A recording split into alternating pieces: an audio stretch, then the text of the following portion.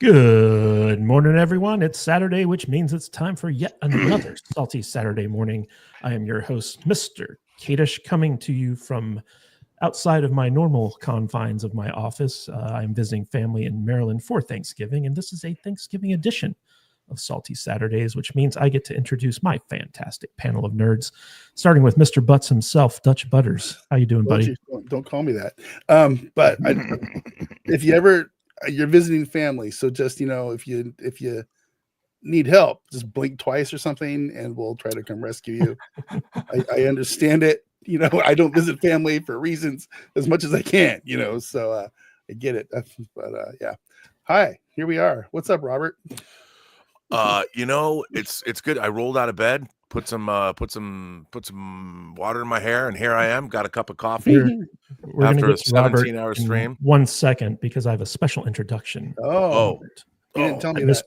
Yeah, Mr. Butts just steps on all my stuff. Yeah. But before we get to Robert, That's what he does. we got What is Dutch Butters actually? our shield against all things woke and intersectional. Brian from the podcast. How you doing, buddy? What's up, man? How you doing? Doing good. I know heard what you that had some was. computer trouble. That was weird. Yeah. My power supply was no longer able to power my entire rig. Apparently, I needed about a 1,000-watt power supply. I had 850, and once it started to die down, and it was spiking, and it spiked my drive, dude. I was just glad that my AI Shane survived. I'm looking at the back of the hard drive, and I see it, and I'm like, and there's like 4 hard drives back there, and I'm like, which one was first? Because whichever one was first is the one that got spiked. And I was thankful that in my haste to put the drive in a year ago, I put it in third by accident. Yes. That's what she said. Yeah. Wow. Indeed. Plugged all And 3 holes. the man who hates Goonies but loves Wicked, the man, the myth, the legend. We are honored and delighted to have Robert Meyer Burnett on the show today. How you doing, buddy? If you love Lord of the Rings, Wicked's your movie. No. Robert, I have Got a that. special thing for you here in honor of you joining us. Yes. So Wow. Yeah. from my I love you, childhood. Rob, but Goonies is literally one of my favorite movies of all time. Little did I know. You guys were young when you saw it. I don't know when the last time you watched it is. Last I literally year, my watched it birthday. like last month. Yeah, Yeah, a couple, guys. couple of months I ago. watch It it. was I great. watch it once a year on my birthday, every year. But Robert, you actually got banned from X for dissing on Goonies, didn't Yeah, you? well, I don't think it was the interaction that happened because of it. I mean, I was trying to be. Look, I was trolling people. Admittedly, I said it when people jump into the fray. It's between Goonies and Return of the Jedi. If for any reason I needed to stir up a hate mob to come after me with pitchforks and Mhm. torches, all I have to do is express my feelings about Return of the Jedi and Goonies. I reviewed Goonies for those. I reviewed Goonies for my high school newspaper when it first came out, and I hated it then. Mhm. Now, if people want to talk about Richard Donner, I love Richard Donner. Why don't they talk about the other movie that came out the same year, which was, of course, Lady Hawk? Let's talk about Lady Hawk. That's a good movie. Okay. Yes. Sometimes we have different Lethal tastes, Weapon. Rob. That's for sure. That came out later, though. That was 87. Hmm. Lethal Weapon was. I love Lethal Weapon. You need Good to get movies. together with our partner Salty, because he is a Goonie hater too, and we've been doing this Goonie hate thing for 4 or 5 years now. But I really can't take him seriously, because Salty also defends the how great a movie Sahara is, and we just Oh, that is we're not a just good like, movie. it's like, bro, we can't take you seriously. Is that the Yeah. Dirk Pitt movie, the Matthew McConaughey movie? yeah, Matthew yeah. McConaughey, yeah. And it's like, if you can defend Sahara but you can't watch Goonies, I just can't take Something's any of wrong. your You know, seriously. though, Goonies, because it was shot in and around Astoria, Oregon, Mhm. which I visited many times. Being from Seattle, my aunt lived in Gearhart, which is down the road. For me, it's a tonal issue. Mhm. I mean, Goonies is one step removed from being a movie I probably would have loved, but it's so like for me it's borderline slapstick in a way, and I think that I would counterpoint that with another kids adventure movie that's one of my favorite movies ever that came out a year later, which was Stand By Me. And Stand By Me tonally is way different than Goonies, but And I didn't like Stand By Me. It's very interesting how different we are in this regard. Stand By Me, Like, because I'd read this story, it's it's based on the body from different seasons. And when I saw Stand By Me, I thought it was, I'm not saying Goonies it's called the Goonies after all. You don't want to give somebody some, emotional wrenching Sophie's Choice drama. No. But it's still, I think I grew up on the Disney live action movies, like of the 70s, like movies like Candle Shoe that starred Jodie Foster, which was The Navigator. Flight of the Navigator, the science fiction one. That came out later in the 80s, but in the 70s, there was a lot of kids go on adventure movies like Treasure of Matacumbe, and the kids were believable. And like I related to them. The thing about Goonies is everybody was over the top, and I'm like, these kids only exist in movie land. Did you like Swiss Family Robinson? I did. Okay. I love Swiss Family. All right, Robinson. we're still friends. That's okay. Yeah. Yeah. I mean, look, I love Mary Poppins.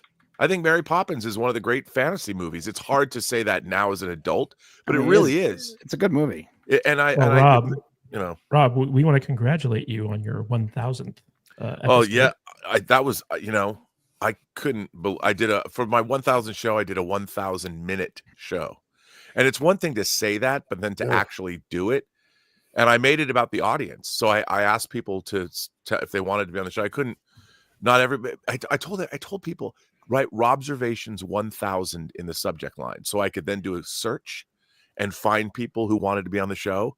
And a lot of people did not write that in their heading, so it didn't pop up on my search. So some people didn't get the message, and other people who did couldn't make it or whatever. But it was fun because I wanted to know more about the audience, and I said, look, I'm giving you whoever wanted to come on the show, you can have 20 minutes and talk about whatever you want. That's 16 and a half hours.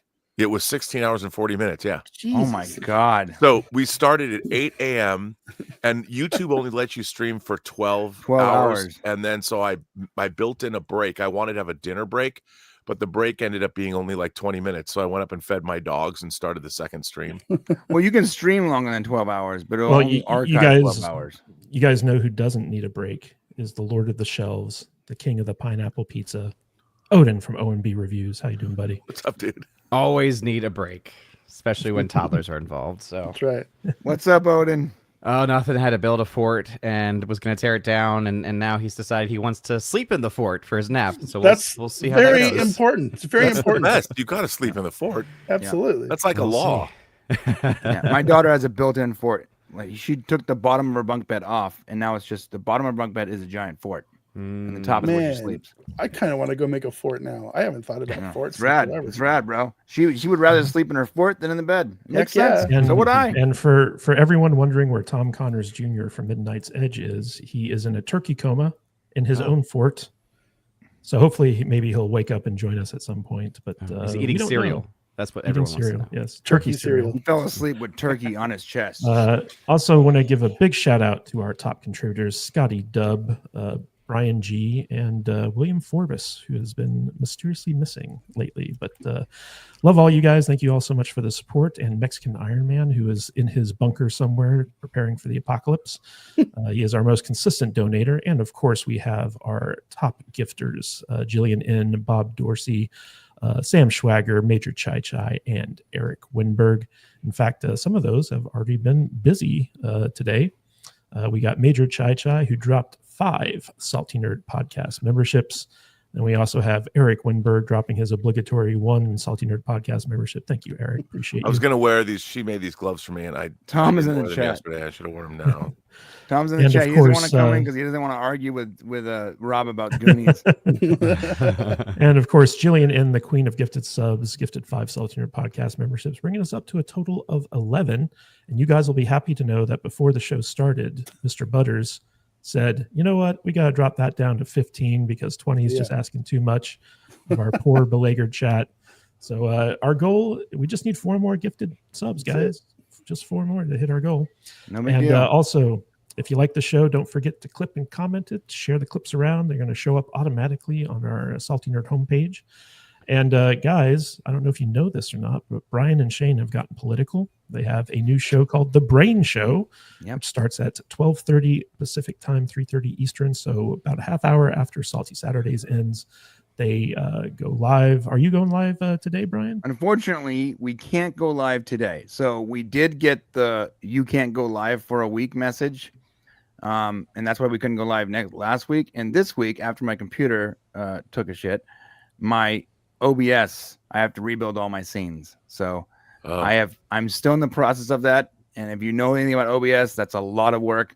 So we're gonna skip this week, but we will 100% be back. Why were you told you couldn't go live for a week? We got demonetized and we got striked and all that stuff. Brian, I got a copyright strike too from Otoy. Did you really? Yeah, we made a well, I didn't, but a viewer of mine made a great supercut of all the Otoy movies and put them together. And put them on your. It got 100,000 views, and they struck me for copyright. Ours wasn't a copyright strike. Ours was like a community guideline strike. Oh, Brian, how did your diversity training go? Oh, it went great. You should see the ridiculous questions they make you ask. It's insane. It's in fact every one of these questions. I read it and it gives you like multiple choice, and it's like, is that okay for her to post? Should she have posted about this? And I can't even say the words. I'm afraid to get this channel demonetized. And I always want to say, of course she can, of course. But I know the real answer is no. Never go against the chosen narrative. So I had to do the wrong answer for like 8 answers straight, just so I can get out of copyright. Wrong think is the biggest crime against Google. But crazy, guys, because Brian and Shane aren't going live today, I would recommend you go check out Mephisto's movie reviews, which will be going live right after Salty Saturday's over. We're going to be automatically sending you guys over there if you want to check them out. They got the Real McCoy podcast going on, and they're great guys. So we would highly recommend you go watch their stuff. I mean, we'll be back next week. Friends I promise you that. Demonetized or not, we'll be back. Guys, you know what isn't back? Star Wars. But is the tide turning against Star Wars? That's what I really want to know, right? Because, guys, let me see if I can bring this up. Dutch, is it ready? Yeah, it should be. All right. Standing right next to me. There you go. So the shilliest of the shill media, IGN, came out with this terrible, awful, excoriating article that basically took Lucasfilm and its leadership to the woodshed. And when a shill publication like IGN starts turning against you, you know you got problems. Or the checks have dried up. One of the two. But checks drying up are more problem than concern, probably. Anyway, guys, if you guys want to read the article, which I highly recommend you do, links to all this stuff that we're going to be talking about in today's show is in the description, so you can do your own research. But guys, when I was reading through this IGN article, I was flabbergasted at how hard this author went on Lucasfilm, in particular Kathleen Kennedy. Although they didn't really call out Kathleen Kennedy by name, but they did basically take Lucasfilm to the woodshed. And the whole idea behind this article, which is written by Carlos Morales, is basically that Lucasfilm has hurt the Star Wars brand so much that no one really cares about it anymore. But beyond that, they keep announcing stuff that never gets made, and so it's become less and less of an event. And it's really kind of interesting. In fact, Butters, can you call up the Villeneuve? It's already there. Thing. Also, right. Tom's in the back. Yes, I know. Villeneuve. He knows everything. Villeneuve. I see everything, Odin. So guys, I don't know if you know this, but Denis Villeneuve, the very French director of Dune, has basically come out publicly and said there are no good Star Wars movies past Empire Strikes Back, including Return of the Jedi, and that basically the Star Wars movies are so formulaic and dogmatic that any self-respecting filmmaker would never bother to make a Star Wars movie, simply because they don't have the freedom to do anything new or different or interesting, because basically you have to stick to what George Lucas set out to do, and you also have to listen to what Kathleen Kennedy wants you to do, and nobody likes that.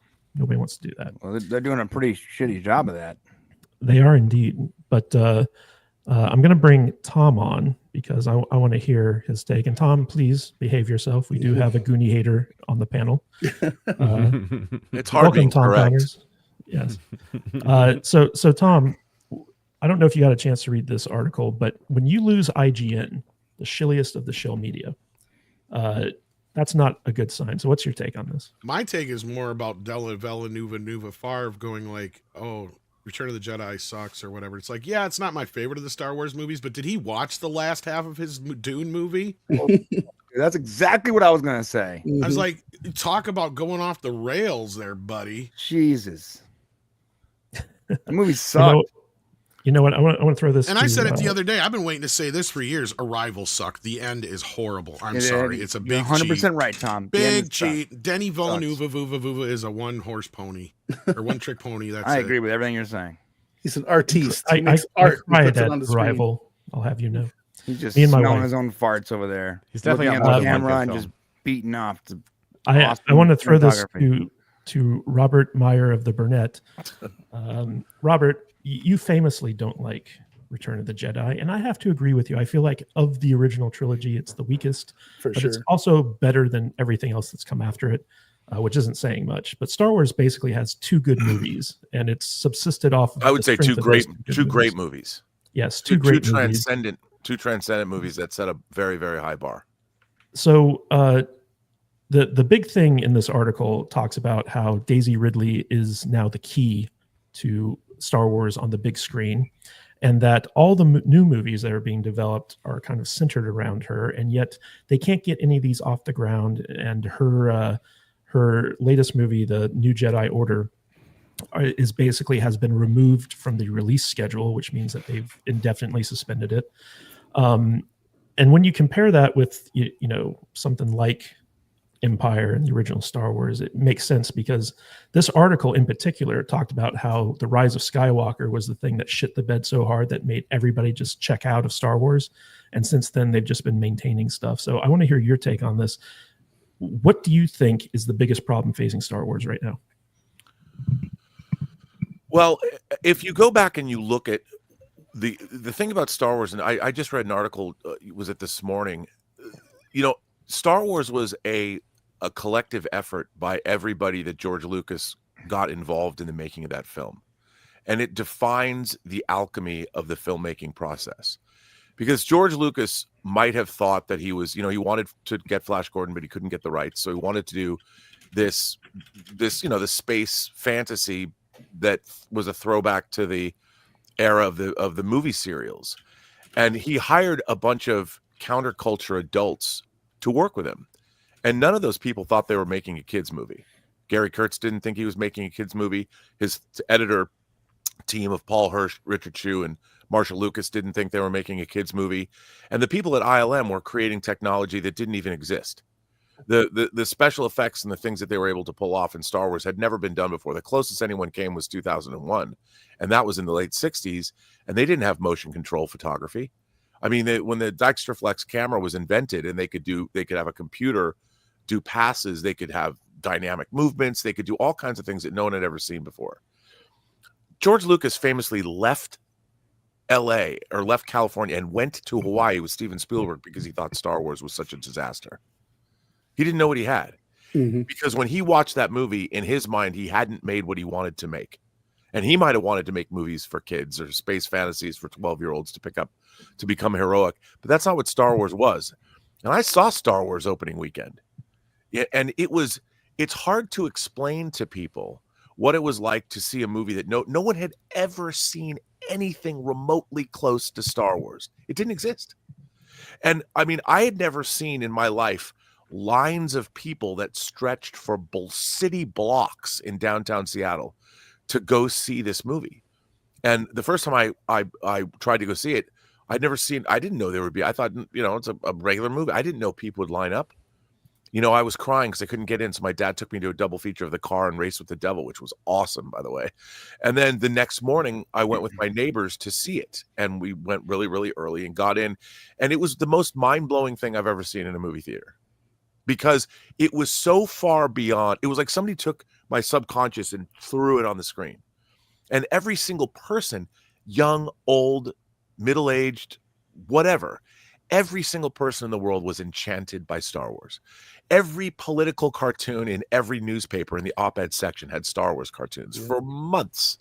It was a huge, game-changing, sea-changing effort of imagination that told people that movies could do things they'd never done before. And it really opened the floodgates that led to the next 5 years of fantasy film of all kinds. And when Empire came out, the expectations were, I was so worried it wasn't going to be good. I mean, because everybody I knew, everybody was a Star Wars fanatic. And when Empire came out, it was like, oh my God. And the thing what Empire did was it added gravitas and it added importance. And because it is not a nice movie, you know, it's a movie where everybody basically loses, and it ends on a moment of hope, but everybody is defeated. And so that was audacious as well. But again, you're seeing things, the whole attack at the beginning on Hoth, and seeing Luke get attacked by the Wampa, and going to Dagobah and meeting Yoda and training, and seeing what happened to Han and Luke, and the betrayal on Bespin and all that. It was amazing because it dealt with adult themes, and the design work in Empire was the things that you saw. Oh, here's a Star Destroyer, but oh no, wait, here's one that's 20 times bigger. You know, here's an asteroid field. Here's twin pod cloud cars and Bespin and snow speeders and AT-ATs and ATSTs, and everything was new and amazing and crazy. So what it was doing was upping the ante. So the expectation was that Jedi was going to up the ante further. Now they were stuck because they had to deal with a side quest to go get Han Solo. Now, admittedly, for me, when I first saw Return of the Jedi, I knew from the opening scene we were in trouble. Because if you look at the acting, this is going to seem crazy to people, but when you look at the acting in the pilots and the people that are in the shuttle cockpit, they don't sound right. The voices were wrong. And I know it's a weird thing to say. It didn't. And then when Vader steps off the shuttle and starts talking, James Earl Jones's voice, Vader didn't sound right. They didn't do. And so I'm watching this movie. I'm like, and by the time you get to C-3PO knocking on the door of Jabba's palace, which is a horrible soundstage shot, you're going from this beautiful desert out exterior shot. You see Jabba's palace in the distance. The photography in Return of the Jedi is terrible. The lighting is terrible. And then the thing comes out, you know, and then the Gamorrean guard comes out. The design of the Gamorrean guard's a cartoon. And suddenly you realize that I 5 minutes into that movie, when you get into Jabba's palace and you meet Cy Snoodles and Max Rebo and you see Wee Quay and all that, I was out. I'm like, this movie is wrong. Everything in it is wrong. And by the time you get to R2 and 3PO nose down or head down in the sand at Jabba's, you know, the sail barge, and it's a painted backdrop, they're not even outside, and the magnets come down and pick them up out of the ground, I'm like, we're done. And from it's a tonal issue that affects that movie. Now here's the thing. The whole movie, what happens at the beginning, you got to get Han Solo, and what happens at the end, okay, you've got a perfunctory space battle with something you know they're going to blow up because they blew it up in a previous movie. So there's no threat there. The Death Star is no threat. And yeah, okay, he turns on the weapon and starts firing. It's one scene with 3 dudes in a room, and that's what makes the whole movie. So you have 2 scenes. The rest of the movie is entirely inconsequential. It doesn't matter. Who cares? And there's no real stakes because you know they're going to blow up the Death Star. The Emperor, if you watch, here's the thing that really bothers me. The Emperor has been changed in Empire Strikes Back. Clive Revel's voice, who was the Emperor, when you watched Empire Strikes Back for the very first time, and Vader takes his the executor out of the asteroids to contact the Emperor, and he kneels before the Emperor. Vader kneels. And the Emperor is not, take your Jedi weapon, strike me down, ha ha ha. I look like the witch from Snow White. The Emperor was like this. And Vader's like talking about going to get Skywalker, and the Emperor's like, yes. If he could be turned, he would be a valuable asset. The Emperor is scary AF in that movie. He is somebody because he's quiet and contemplative. And this guy who's he terrifies Vader. And then the first time we see him in Jedi, he's coming down the ramp. And look, I like Ian McDermott, but he looks like the witch in Snow White. And when you see that in Return of the Jedi, I'm watching this and I'm like, again, I've already suffered through Jabba's palace of Muppets, which I hated the designs of every one of them because they didn't look real. All the aliens in Star Wars and Empire I bought into. I don't believe Jabba's palace. I don't believe that those creatures, when you're watching Cy Snoodles sing, that was such a stupid design. And you're looking at it and I'm just like, I got a question for you, Robert. I'm telling you why I hate Return of the Jedi. But you're how old are you? You're a couple of years older than me, I think. I was 16 when I saw Jedi. Okay, so I was 13. And I personally didn't have any huge issues with the characters in the show until we got to Endor with the little Muppets or with the Ewoks. Well, yeah, the Ewoks took me out of the show more than. But it's not even the other things. Well, Robert, we don't have 1,000 minutes to go through all this. But can I just say one more thing? Make your point, and I'm going to go to Odin. The gags that they set up for the Ewoks to defeat the Empire completely discredit. They're right out of a cartoon, and they completely discredit. You can't discredit the Empire as a fighting force. And once you've seen the entire Ewok sequence and Ewoks somehow can hang glide, the Empire is no longer a threat. And you're watching this, and it's like, well, that's you've completely eliminated.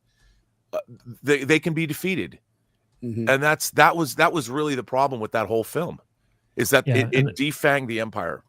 And I think that Return of the Jedi was the beginning of the end for the franchise because all the movies just kind of went downhill from there. I know there are people who like the prequels, but come on, give me a break. Anyway, Odin of OMB Reviews. One of the interesting things in this article was they talked about how Solo was like the catalyst for taking Star Wars off the big screen because it was by all measures a failure. But they also mentioned that if Kathleen Kennedy hadn't been so incompetent, they didn't have to reshoot that movie twice. It would have just been like a middling performer. It wouldn't have been like this big box office failure. And then they could have just gone on doing other middling Star Wars movies. So I want to get your take on this because the whole psychology behind taking Star Wars off the big screen wasn't only just to focus on, the Star Wars TV shows, but it was also to give them time to kind of reorient and re-strategize their theatrical release strategy. But their strategy now seems to be to announce new movies and then never make them. So what's your take on this? I think that it's somewhat correct to point out a film like Solo being kind of the starting point, not necessarily from our view, right? For us to pay attention and, some people saw the issues from Force Awakens. Some people really started to see the issues when it came to The Last Jedi, for instance. But I think that from a public perception focus, you could absolutely point to that movie. And the reason why is because that, to me, is when it started to be shown without a shadow of a doubt that the Emperor had no clothes. That clearly they had gotten very lucky with a film like The Force Awakens because they had all that buildup, they had all that anticipation, they had so much, riding on it, and the film itself ended up being a very middling movie, right? And so because of that, it was able to, with everything else built up around it, be a huge financial success for them. The problem, though, was that it really didn't set up anything interesting, and the things that it did set up were very quickly done away with the very next movie in 2017. With Solo, though, that's when you really started to see just how bad things were as far as the persons that the reins were handed over to. Because you saw in Solo a movie get, 75+% of the way through shooting, and then Kathleen Kennedy comes in, fires the directors, hires somebody new, brings reshoot a huge portion of the movie, and the budget just goes skyrocketing. And so that gets put on display. The fact that Kathleen Kennedy cannot manage anybody. She is terrible at mismanage. She is so bad at management. And not only that, but also she has a money spending problem and she has no creative ideas whatsoever. Right. That really, I think, became exposed with that nonsense. And what's happened every single project since then, basically rinse and repeat. Unless you've actually been able to bring in someone like a Rian Johnson, where clearly he is on the same wavelength as her and is willing to do whatever the hell she wants him to do. Right. That's the only time any of the creative persons actually got in line and got along with her ultimately. And so I think that there's absolutely a lot of correctness to say there, but also to say that, it would have done fine had they not had all of the extra money spent, I don't think is true, because that's a movie that still made around $400 or so million worldwide. And even if you cut that budget by even just a little bit. Like I was pulling up my old chart of Solo, and it ended up costing $270 million to make. I mean, even if you cut off $100 million from that, you're still at like $100+ million loss. So I just, to say that is a bit too far. But absolutely, I think that calling out Solo as kind of like that point where people start to realize the Emperor has no clothes, that Kathleen Kennedy is a hack when it comes to anything creative, but also management. I think that became evidently clear. And Brian, one of the interesting things in this article as well is the fact that they said, okay, they're announcing all these movies. There doesn't seem to be a plan in place. Whichever one gets done first is like, the thing that's going to go. But it's obvious that Daisy Ridley's first movie by Sinead Obat Choi, whatever her name is not going forward. It's gotten pulled from the schedule. But then they come out and announce that they're handing the keys over to Simon Kinberg, the architect behind the Dark Phoenix X-Men movies. And he's saying, like, not only is this a bad idea, but it's also something where in 6 months down the line, they're probably going to announce that's not going any further either. So what do you think about this idea that not only can Lucasfilm not get a Star Wars movie going, but the fact that they keep hiring the worst possible people to make them? Yeah, I don't know if they're hiring those, like, if they're hiring the worst people or they're hiring people that are going to try to toe the line and do what they say. Like, maybe you don't want to hire the same. Right, you're probably right. Yeah, I think the fact is, like, they don't want to hire someone that is strong-willed and probably very creative, because then they're going to push back against whatever crazy bad story ideas they have or whatever message they're trying to inject into the story.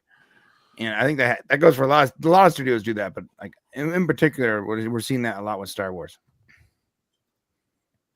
And Dutch, your take on this? Do you think Star Wars is ever going to get a movie off the ground? No, I feel like we've had this conversation like at least a dozen times before.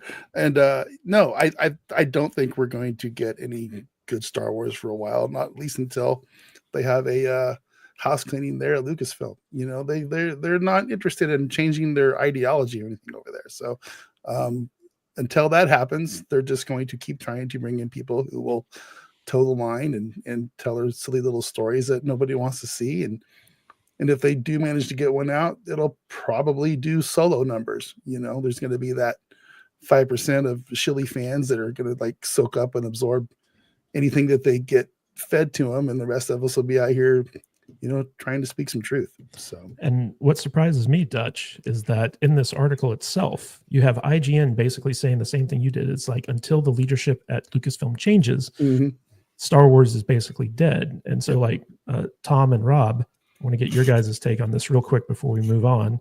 It's like, when you have IGN of all publications calling for leadership change in Lucasfilm, what does that tell you? Well, I mean, just the mainstream media has kind of, they can't keep up the charade any longer, basically. I mean, it's clearly, I would go as far back as The Last Jedi. I'd say Solo is a result of how bad The Last Jedi was, because if you look at the box office, going off of what Odin had said, I mean, the box office on The Last Jedi was roughly half of what The Force Awakens was, and we all knew it was going to have a little bit of a downturn just because of the hype that went into The Force Awakens. But we kind of started noticing about roughly a week or so after the movie came out, more and more people were like, yeah, just something's not right about this movie, to the point where people are just flat out hating it. And Solo totally bit the dust, and Palpatine came back somehow, and when nobody cared, and since then, it's been somehow he returned. Yeah, somehow they literally say that in the movie. Somehow he returned. It's like, okay, JJ. Yeah. Anyway, but like I said, the best thing about The Rise of Palpatine was it was the world's most expensive Twitter war between directors. That was the most hilarious thing about it. But other than that, like, we have been sitting here admiring in this garbage for what now? 5-6 years, and the only good thing we've gotten out of it was Mandalorian, and that was roughly 2 seasons of that. And Rob, when you lose IGN, have you really lost everyone? Yeah, well, it's got 7 out of 7. I thought. I mean, look, I've always believed that every franchise, every IP is one great movie away from being resuscitated. But the problem is, and I think it's not Kathleen Kennedy that's the real problem here; it's Disney. I mean, Disney has a very narrow window of what they're going to allow. And I think that, look, I hated The Force Awakens.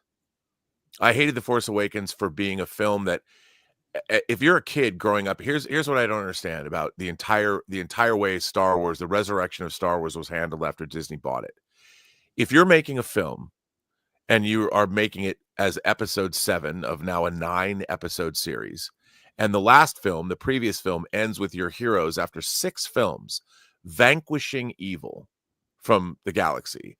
Luke is now a Jedi. Vader's soul was redeemed in the Force. The Empire is defeated. And the next movie you make basically resets the galaxy to the way it was when the first Star Wars movie that ever came out, the first Star Wars, has been recreated to start again from scratch, to redo Star Wars, to give you a new pantheon of heroes. You've made a grievous error, because you can't call something episode 7 and then just reboot it from the beginning and not explain. Like, imagine what a kid who's discovering Star Wars first winds up with when, he's 6 years old, 7 years old, watching with his dad, and you finish Return of the Jedi and you immediately throw in The Force Awakens. Imagine the shock that kid's going to have when, wait a minute, where's Luke Skywalker? He just became a Jedi. And now you see him at the end of the movie living as a hermit. Why is there a bunch of evil First Order people here? Why did our heroes in the last movie suddenly, they've just jumped over whatever happened and the galaxy has been rebooted to where it was in the first movie I watched, or not, episode 4. It was from the get-go horribly conceived. And the problem is, all of Star Wars fans who had been reading the expanded universe books and had been replaying the video games, they all had better stories in their minds that they'd experienced than Disney gave us. Now, The Force Awakens made $2 billion, so you can say, well, Rob, but that movie, you could have put an X-Wing, a still frame of an X-Wing on screen and have music playing, and people would have gone to see it. Everybody loves Star Wars. We want to love Star Wars. The world went to see Star Wars again. And what Disney's mandate was, we got to reboot Star Wars so it's ours. We have to make sure. You said something very important there, Robert, real quick, if I can. Yeah. It's just the whole thing about liking Star Wars. We wanted to like Star Wars, right? But everybody wants to like Star Wars. They're acting like we want to do nothing but hate it. That's what pisses me off. It's like, no, this passion comes out of a love for the franchise. I just wanted to say, I think, and the thing is, we all go into these, we all watch these shows. We've got another show that in a few days dropping, Skeleton Crew. Has anyone reviewed it yet? I haven't read a review of it. I haven't seen. We've got a show that, I mean, Rob, it's Star Wars version of Goonies. I know it is, and it takes place like Suburbia, Star Wars Suburbia. But look, I will give it a chance. I will go in with an open mind, and I hope Skeleton Crew is good. And you know what else we have to give a chance, guys, is super chats. So we got Major Chai Chai for $10. Hey guys, sorry to miss your live stream again. First Neurotic, now Robert Meyer Burnett. But I have other plans for today. Hope you all had a great Thanksgiving. So here's a chat, and also dropped some memberships. Thank you so much, Major Chai Chai. I really appreciate you. And the CJH Entertainment Plus Canadian $13.99. I don't think I know anyone who reviewed Dexter New Blood, but I'd like at least one of the bigger channels to review Dexter Original Sin when it comes out, especially with Dexter becoming popular again. Well, first of all, Dexter Original Sin started good, but then ended really, really terribly, just like the regular Dexter series. Dexter New Blood, it's a prequel, so it's like, why bother? We already know how this is going to end up. So I don't know if any of the big channels are actually going to bother with Dexter Original Sin, but maybe they're also making a sequel series where apparently Dexter comes back to life as a zombie and starts killing people. So who knows? But we also have Holy Fook Cheese and Rice, $1.99. Dawn Prophecy is awesome. Got bobs and veggies. Hi, Tom. You want to go super committed with this one? Which way are we going? Japanese or Japanese? Yes. Dune Prophecy is awesome. Got bobs and veggies. Yes, indeed. Now we have to go take Brian's class. Yeah. And we also got Dan Crane, member for 6 months, dropping a member chat. Hail, boys, and stay salty, MAGAs. Yes, indeed. Thank you so much for that.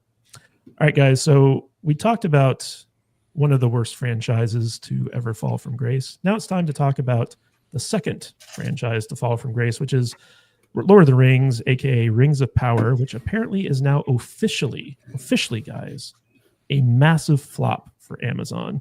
Now we've had a lot of news outlets try to spin this in favor of Amazon because they're being paid out the wazoo for their Access Media stuff.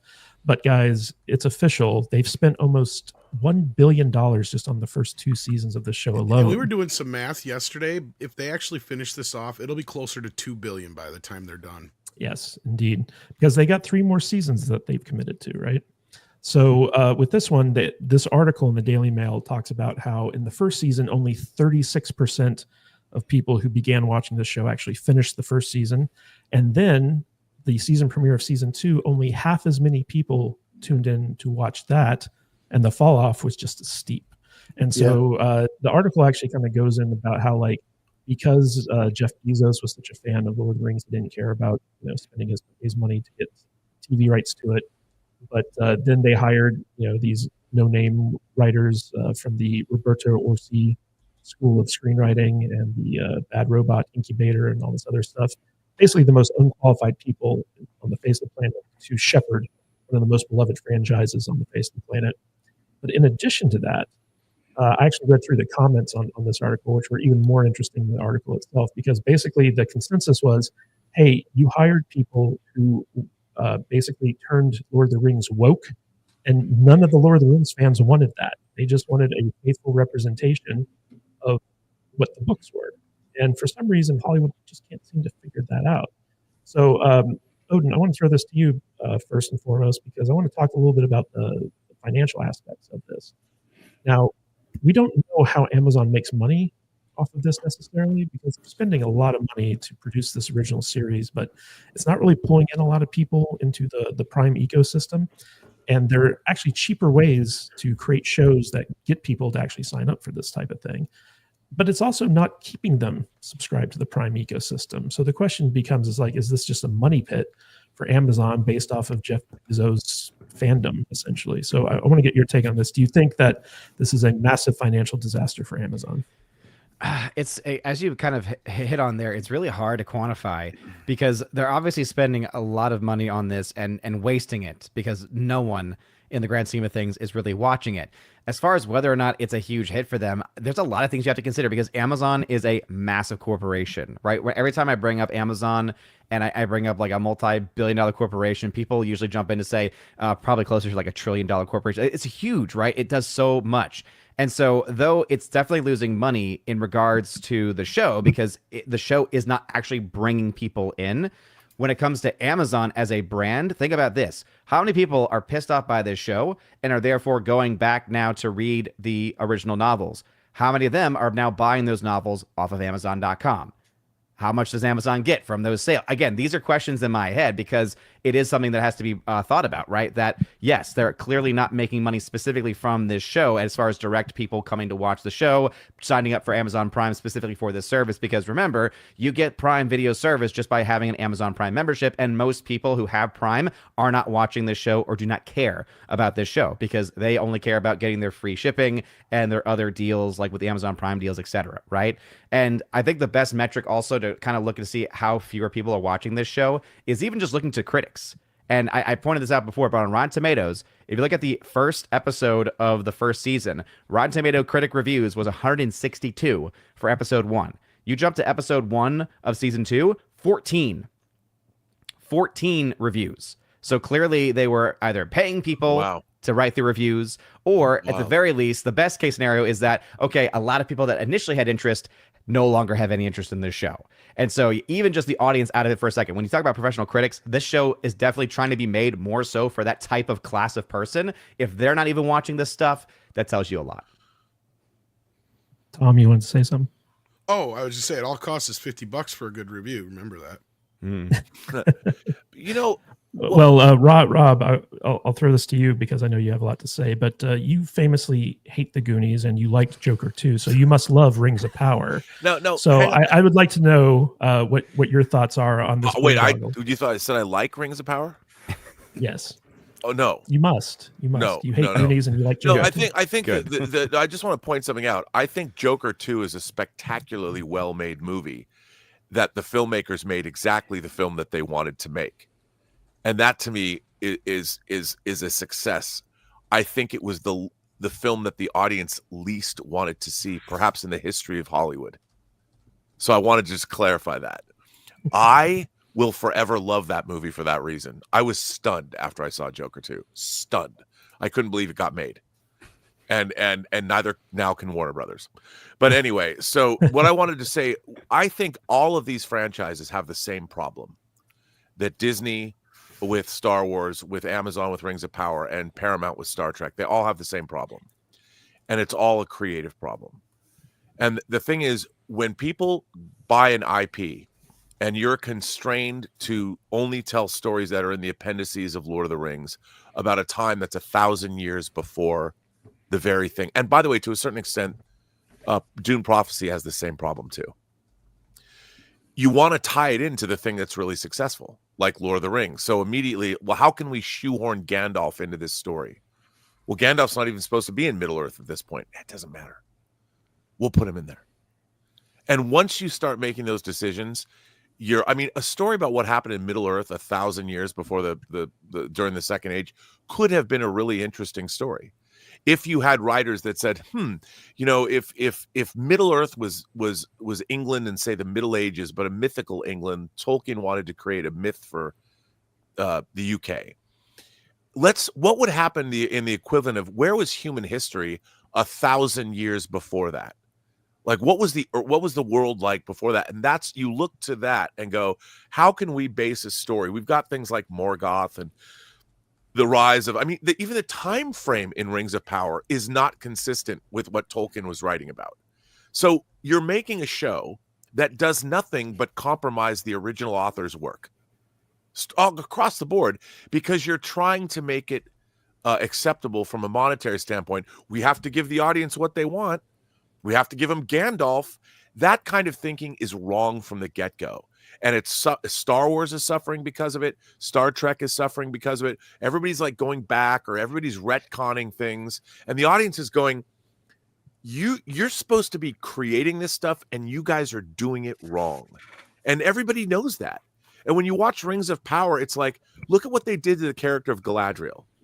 There is no place in any of Tolkien's work that portrays Galadriel the way she's portrayed in Rings of Power. And so the audience knows when you're watching that movie that the creators of the show are lying to their audience. They're lying to the audience.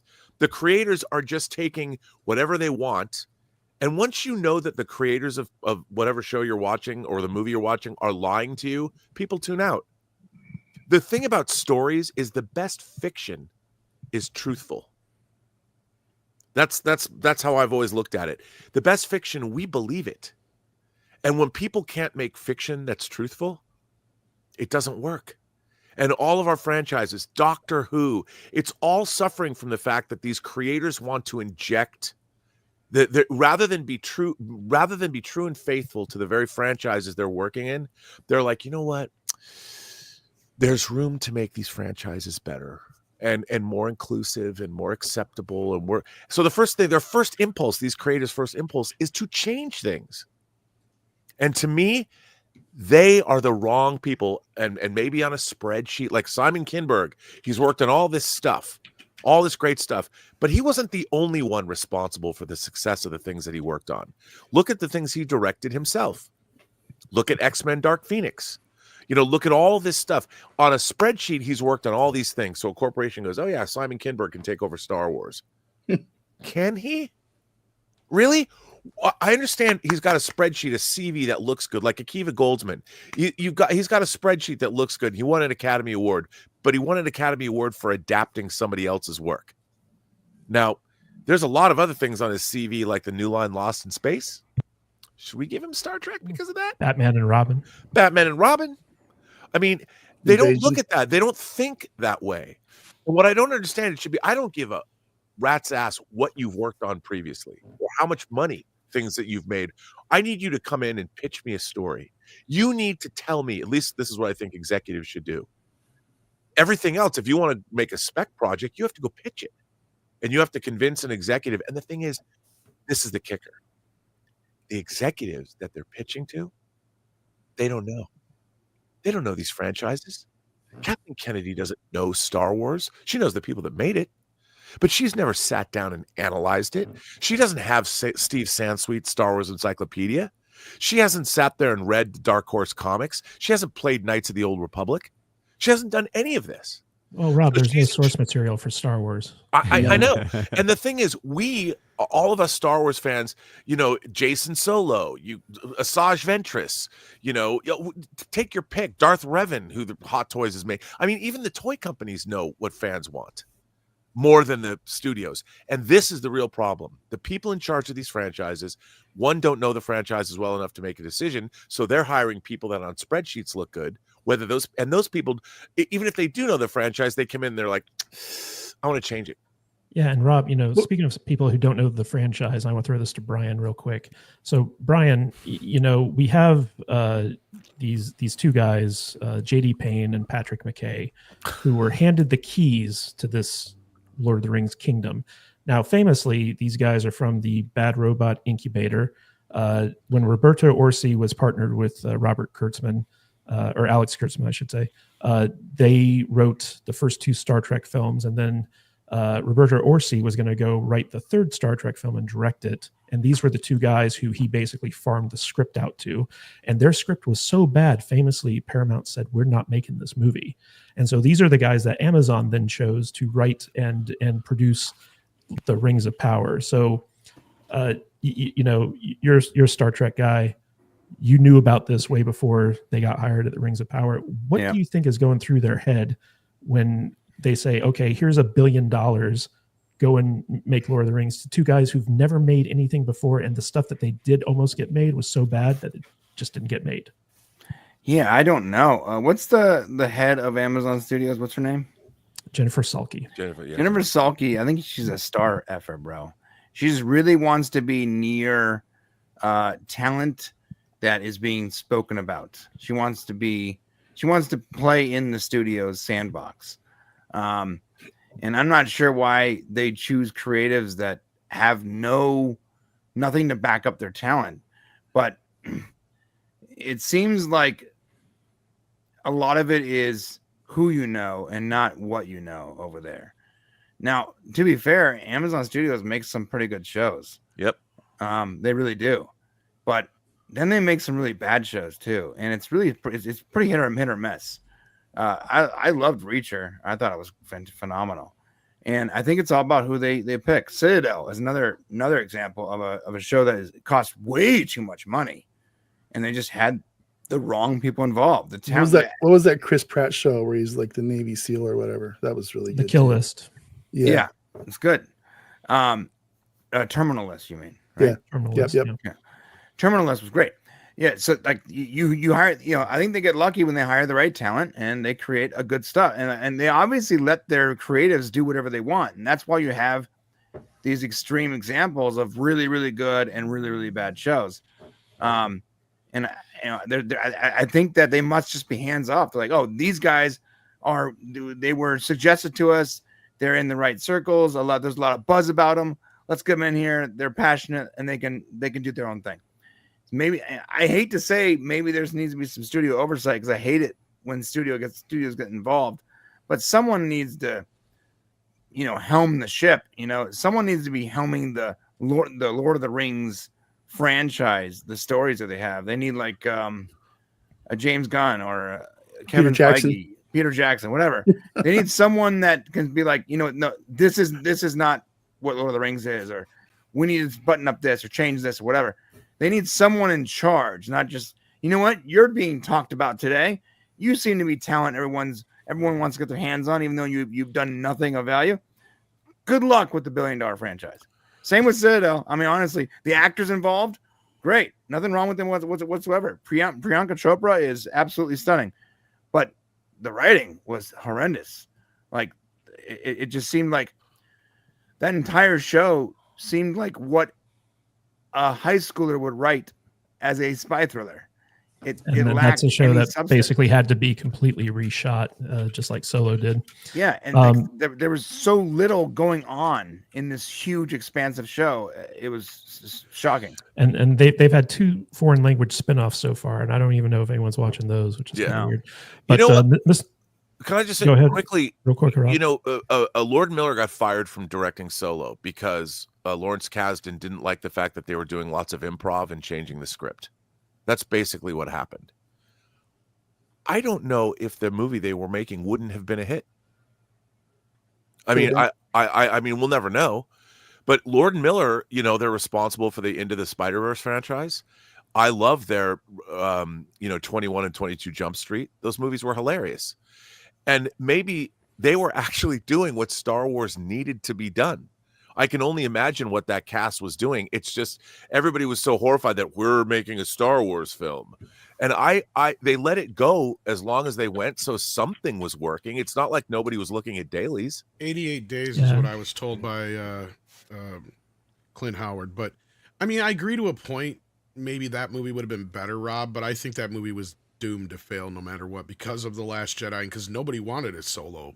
Well, yeah, and once you've seen old Han, Yeah. the real Han Solo, why would you want? They should have led with a kick-ass Boba Fett Yeah, movie. but getting back to Lord of the Rings, Mr. Butters, one of the interesting things about this cycle is basically every time a new season of Lord of the Rings comes out, there are complaints that it's not faithful to Tolkien because they're wokeifying it and putting in diversity and inclusion and equity and all this other stuff. Yeah. And then the actors who were cast for that very reason then come out and start attacking the fans, calling them racist, calling them sexist, calling them all this stuff. And it happens like clockwork every time a new season comes out when you've got this, Yes, this sir. new wokeified version of Tolkien. Do you think Hollywood is ever going to learn that attacking the people who watch your show and consume your products is a good idea? Well, no, it doesn't seem like they are anyway, right? No. I mean, look at this. I haven't gone too deep into it, but look at like the Snow or the Wicked stuff. I mean, aren't they doing the same thing, going out there and clutching their pearls and saying how great everything is with their diversity and all this stuff and trashing the MAGA supporters and stuff. I don't know. It just seems like that. No, they're not learning, but they're going to have to at some point, right? Or aren't they? I don't understand these people's and their publicists. Do these people's publicists not go, you can't say this, don't go here, don't do that? What are they doing? Isn't that their job? I don't get it. And when it comes to this Lord of the Rings stuff, I didn't even bother watching season 2.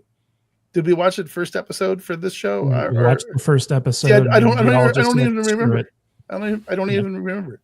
It's just not good. So if the trend keeps going, nobody's going to be watching the show by the time season 4 comes out, and season 3 will have 5% from the people that watch season 1. It's just atrocious. It's just an absolute huge waste of money and time and effort. And Well, I mean, if you think about it, a show like Breaking Bad, Mhm. which shows a man's descent, he breaks bad, watching a man's corruption right, is a far better examination of what evil can do than Rings of Power.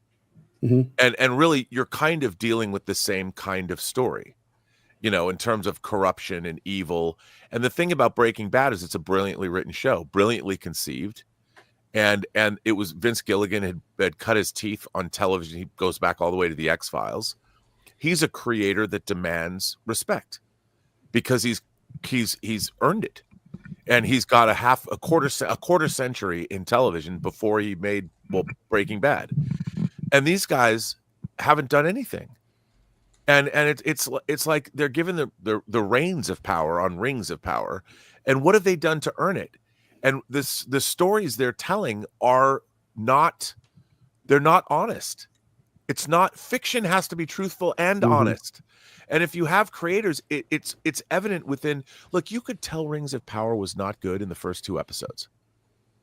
I mean, Lord of the Rings, the movie, Peter Jackson's Lord of the Rings, you have a 5-minute prologue that takes your breath away.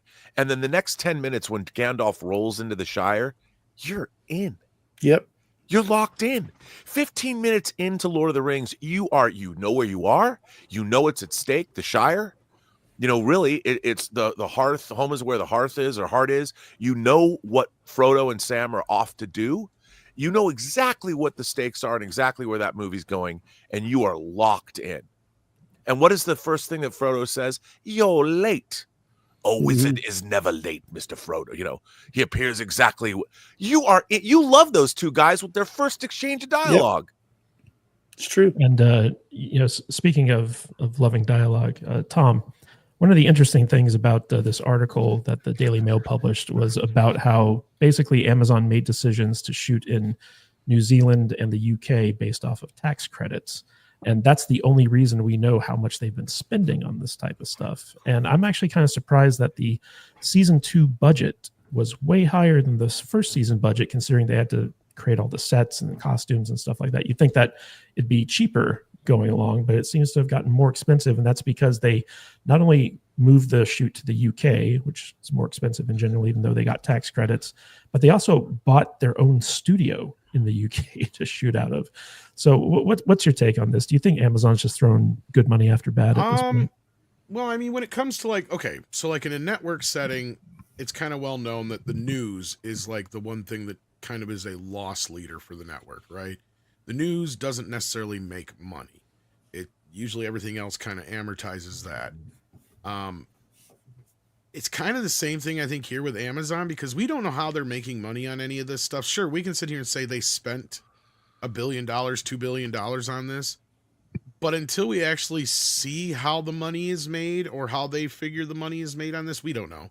I mean, every other show on Amazon Prime right now could be amortizing this show as a loss leader, is kind of this prestige thing they have, because that's just it. At this point, what are you doing besides just trying to save face? Because we've heard rumors and other things here and there. You know, the original idea is that they're signed up for 50 episodes, but now George Molo has heard from somebody in at Amazon that says that's not necessarily the case.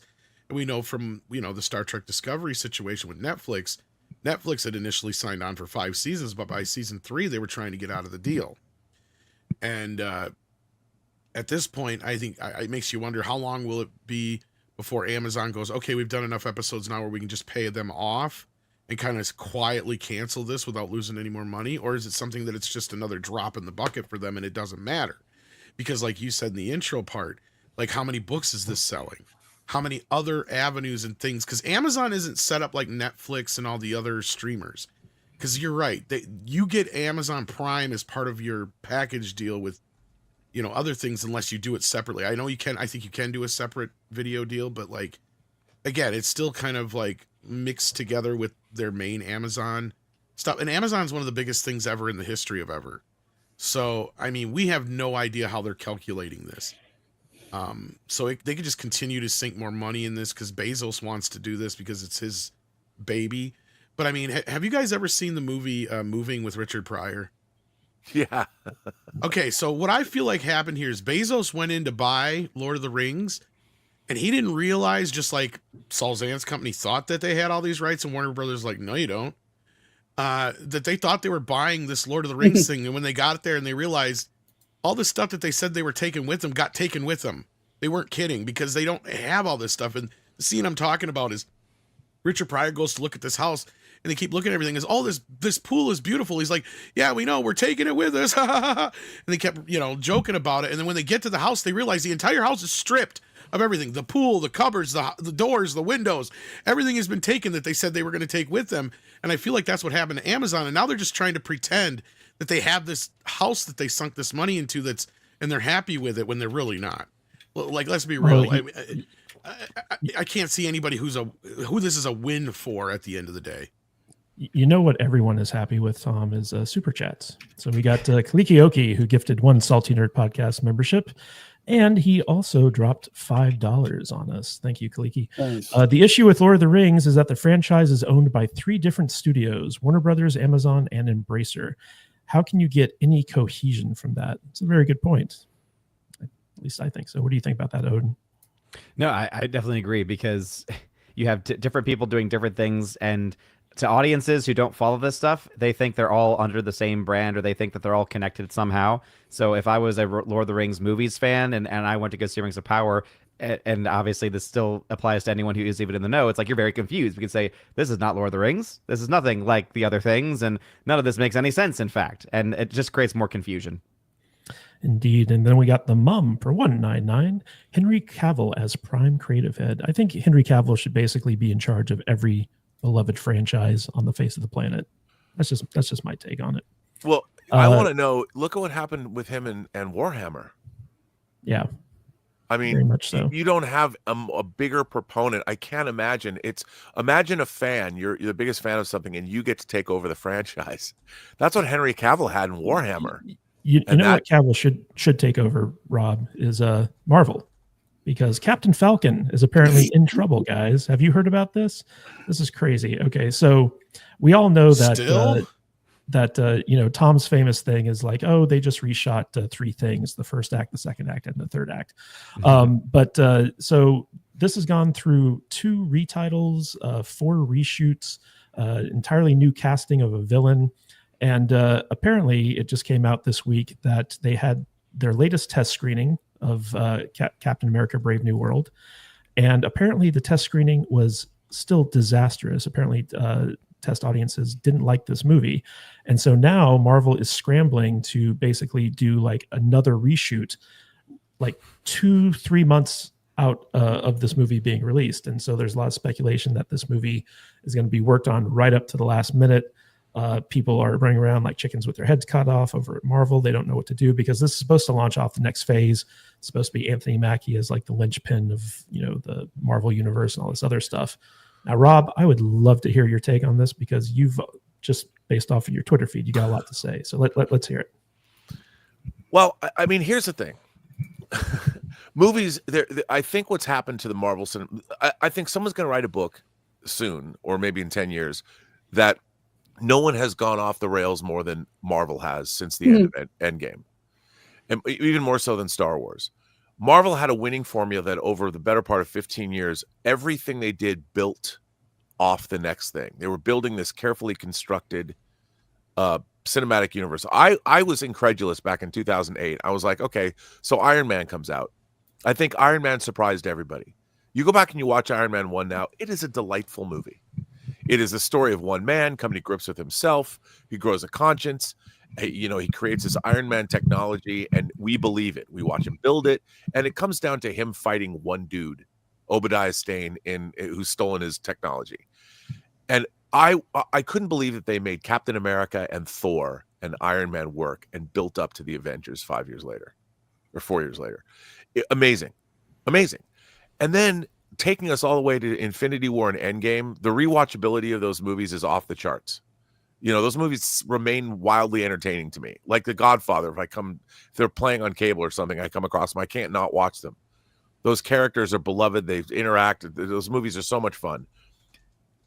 Since then, nothing has built to anything. And like they have all these dangling plot threads that they've never dealt with. They don't seem to be going anywhere. The Marvel Cinematic Universe has just meandered around. And then you get to Anthony Mackie as Falcon is a beloved character. People loved him as Falcon. When you first meet Anthony Mackie, go back and watch Winter Soldier. When you meet him in the beginning of the movie, the on your left scene when he first meets Cap and they're jogging around the mall and Anthony Mackie's got, man, do you have to do that? And they meet. You love that guy. You love that character. And who doesn't love Anthony Mackie?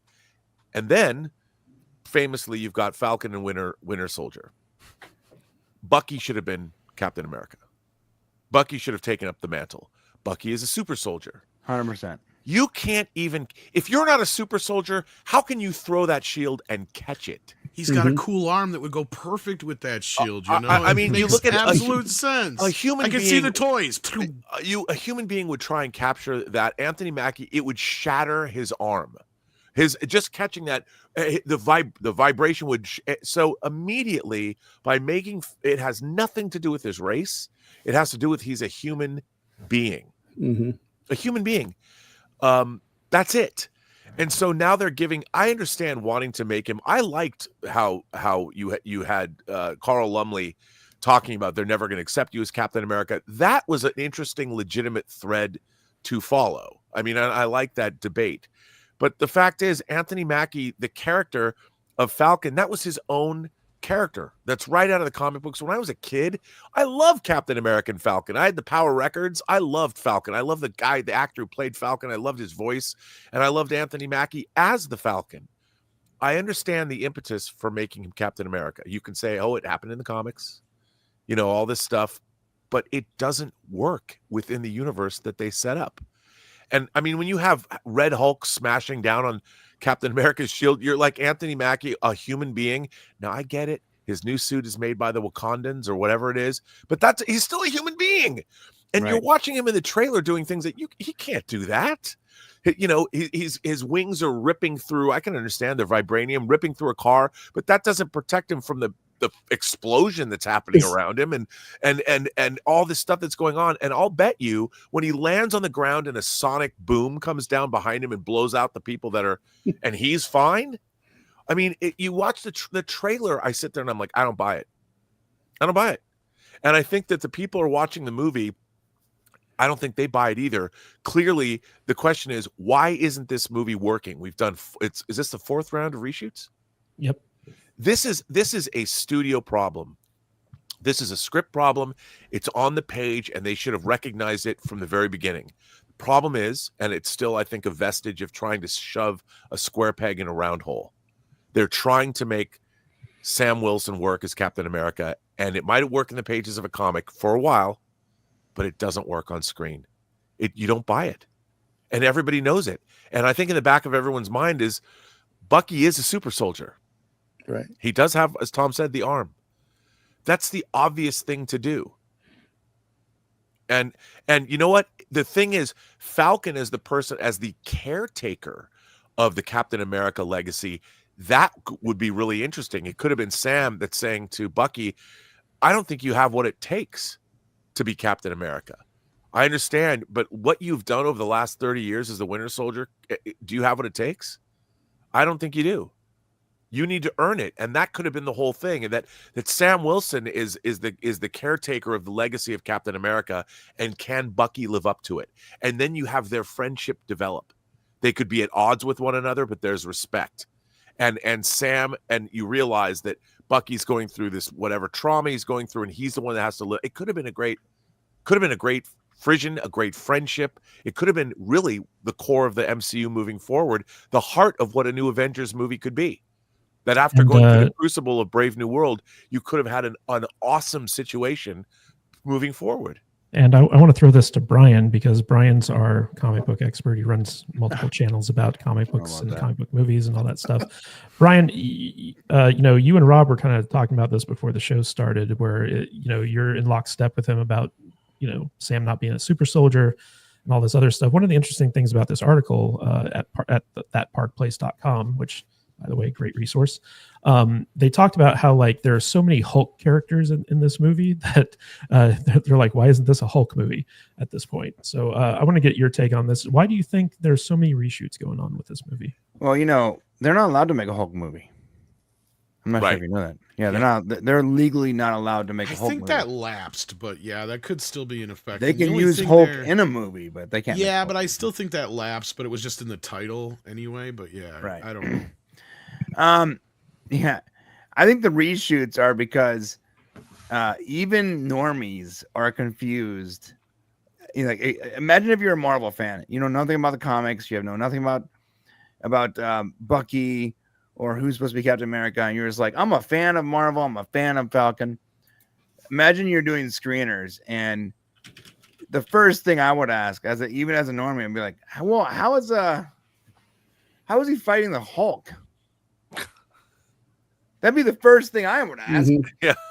Right? How is that? How is he doing? Isn't he like a regular dude? Yeah, he fights. He's in shape. He has a cool robot thing or whatever, but he's a regular guy, right? How's he doing that? The first thing I asked. I think that enough people must have asked this very simple question where they were like, okay, we gotta, if he's Captain America, we gotta make him Captain America. It's like, I want to see him fight Thor now, because apparently he can stand up to Thor and Hulk, and probably put him on that war planet and put him in the arena. Bro, he's fighting Jeff Goldblum. The Red Hulk. A human can't do that. I'm sorry. He'd be a red pile of goo on the bottom of the pot. Yeah, on the and floor. there's this moment in the trailer where he has this really cool shot, by the way. And by the way, I like Mackie. I like him a lot. Sure. I do too. I like the actor a lot. Twisted Metal is one of my favorite things on streaming right now. He's a really cool character. Altered Carbon, great actor.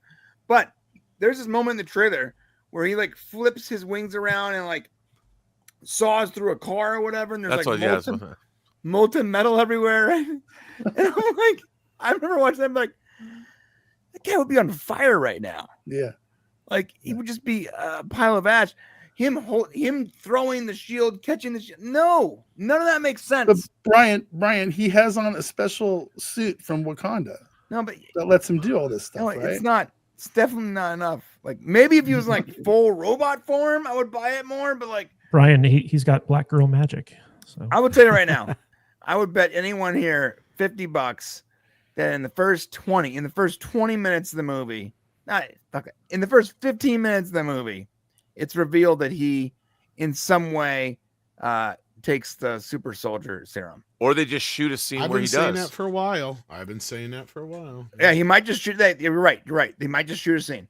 I mean, like, and maybe it could be some convoluted thing where he doesn't want to take it, but then he's forced to because whatever. He's 100%, in my opinion, going to be a super soldier. And there's already some hints of that because the Red Hulk is a bastardization of the super soldier serum, right, Rob? Right. yeah, Yes, and it the is. Thinker is a character in the show to formulate the type of thing. So they have the super soldier serum. They must have the original formula.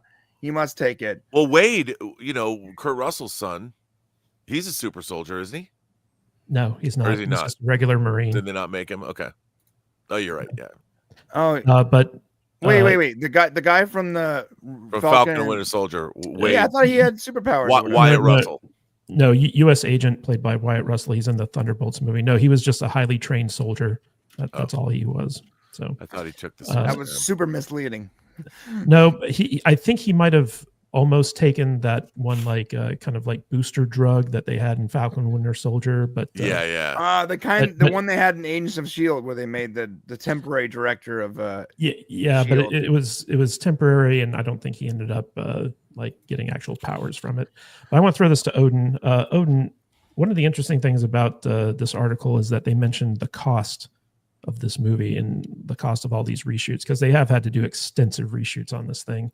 And they're saying that the budget of this movie could be close to $500 million. And at that point, this movie needs to make $1 billion just to break even, right? So what's your take on the economics behind all these reshoots that they're doing?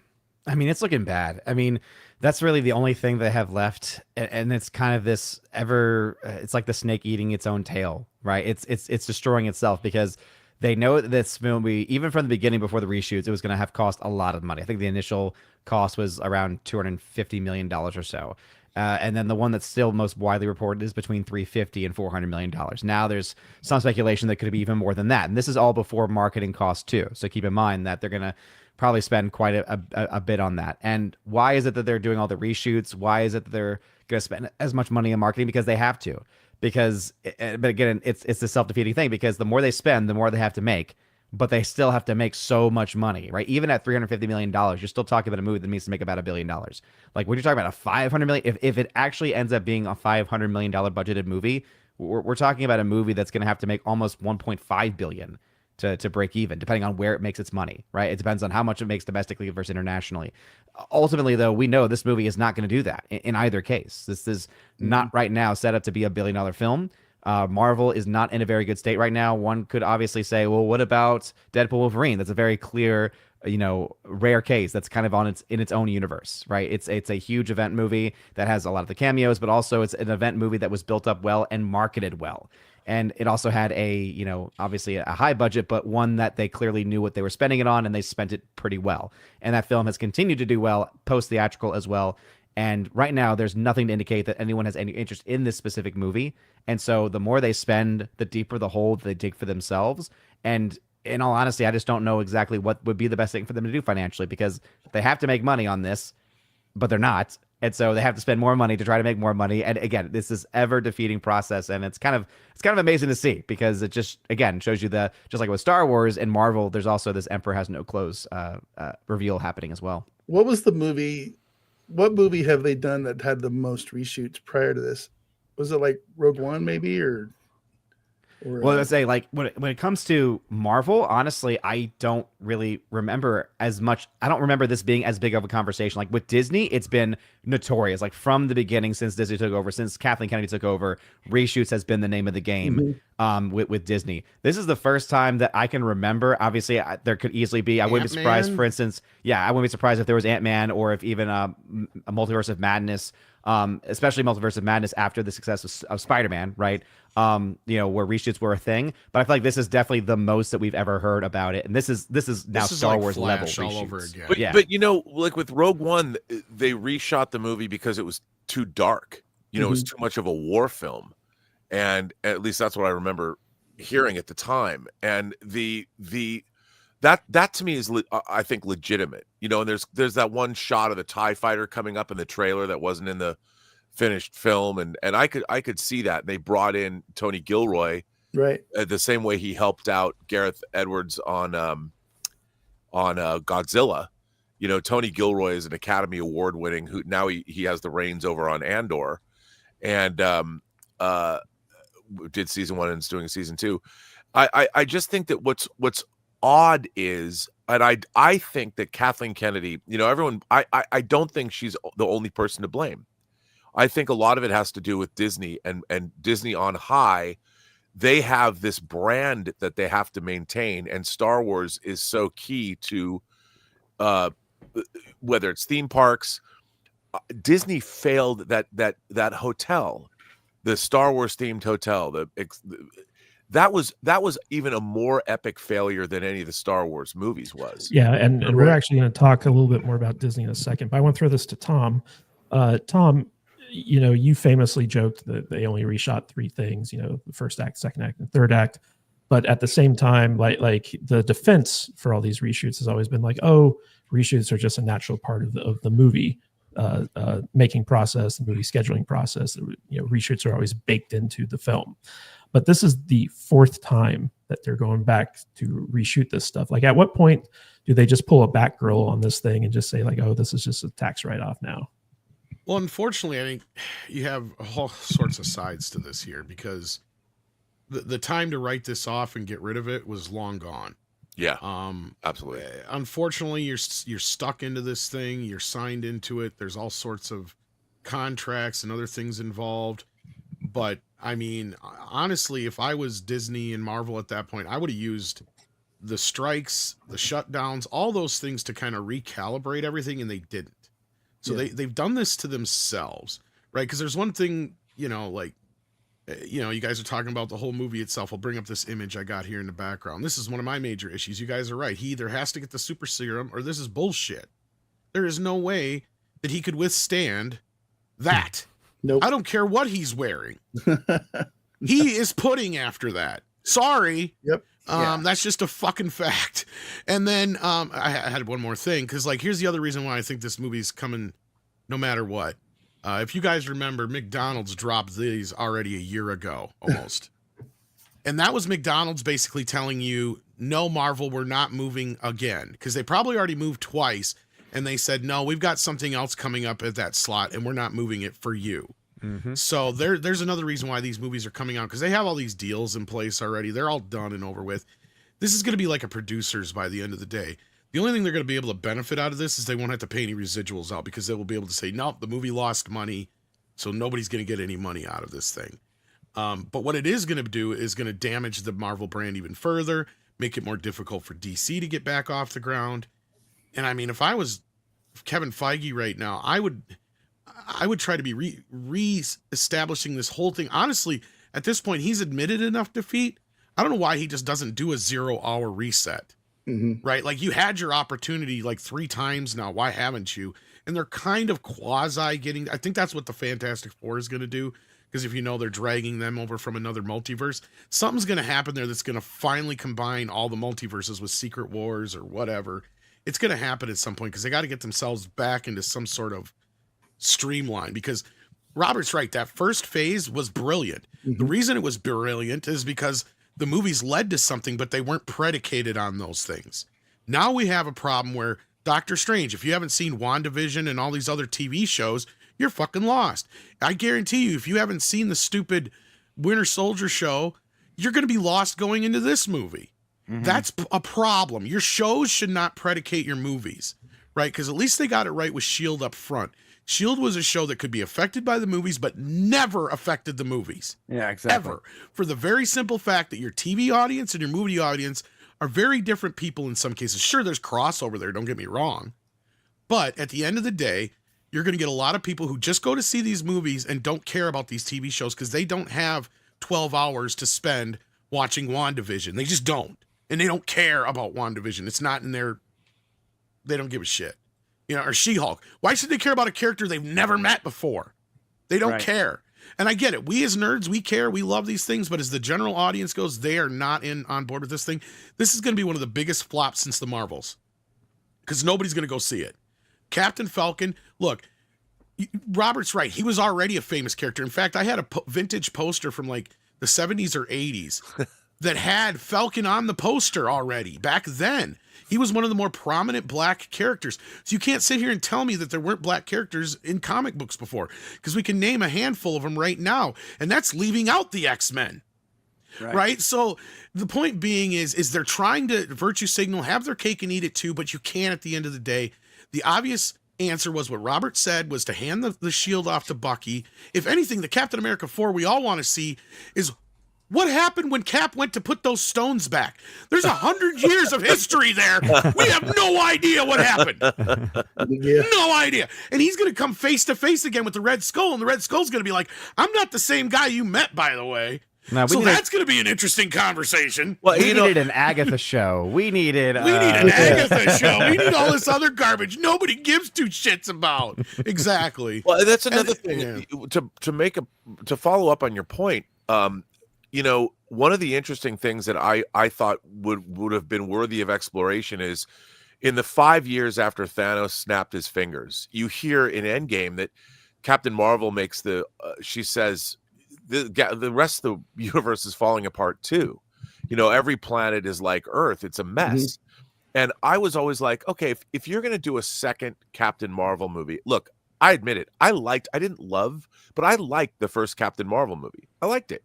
I didn't hate it. I thought it was a pretty good science fiction thriller, you know, that sort of introduced the Skrulls and whatever. But you could have made an Empire Strikes Back movie where a character like Captain Marvel and you saw what she was off facing. And you could have made some big crucible of a movie where she had a horrible, you know, a planet's in the middle of civil war, people are being ravaged, whatever, and she has to step in and figure out how to solve a problem. Make something really interesting, personal to her, that really bolstered that character, that made Captain America or Captain Marvel a character that really belonged in the MCU. But instead, they made this goofy, silly movie where all the themes of the first Captain Marvel were jettisoned. And they turned it into this like goofy film and brought back, you know, look, I love Black Captain Marvel. She was a badass. I love Monica Rambeau. I loved her in the 80s when I was reading Avengers comics. I loved her uniform and all that. And I even loved her the way she was portrayed, the character was portrayed in WandaVision. But to take $1 billion movie and throw in Miss Marvel and another character, whose idea was that? Like you took $1 billion, literally a movie that grossed $1 billion, whether you like Captain Marvel or not, from box office perspective, you took $1 billion movie. And then you added these two TV characters to it, like Tom was just saying, that nobody knew who they were if you didn't watch, especially if you didn't watch Miss Marvel. And then the movie, the tone of that movie is wacky. From the opening scene when the villain's going down on it looks like the set from Superman 2. Not to besmirch Superman 2, but the lunar set in Superman 2 from 1981, a movie from 2022 should not, or 2023 should not look like that set from 40 years ago. And I'm watching this movie going, what is this? And the same was true of Thor: Love and Thunder. And I mean- there's a reason why those movies underperformed at the box office. And going back to Tom's point, if you didn't watch WandaVision and you didn't see Miss Marvel, the TV show, you'd be lost as to like who these characters Well, are. that movie and was what's kind of going the on. pinnacle of all that, right? Because you Yeah. had at least 3 or 4 shows But that if you didn't watch them, I want to get Too much I want homework. to get lost. I want to get Mr. Butters' take on this though, because Mr. Butters, we forced ourselves to watch Falcon and Winter Soldier during lockdown. And Yeah, I barely remember it. that show was a piece of garbage. And when it comes to this, it's like, are you going to bother going to see this in the theater? Are you even going to bother to see it when it comes out on Disney Plus eventually? I don't know. I honestly, I don't have an answer to your question because I don't know. I don't know what it's going to take to get me back into the theaters right now. The last movie I can remember watching in the theater was Furiosa. And that was a while ago now. And, there just hasn't been a whole lot come out that I've been all that interested in. And, we haven't been doing a lot of movie reviews. And even before that, a lot of the movies that I was watching were movies that I was watching only that we could talk about on the podcast, because a lot of this stuff just is not piquing my interest. Go see Nora So if you can.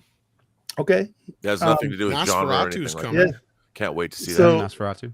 So I personally I'm just kind of burned out on superhero movies, and I'm not sure what it's going to take to get me back into the theater. Even TV's been super hit and miss for me lately. I'm watching that Arcane show on TV. It's not really my thing, but I'm enjoying parts of it.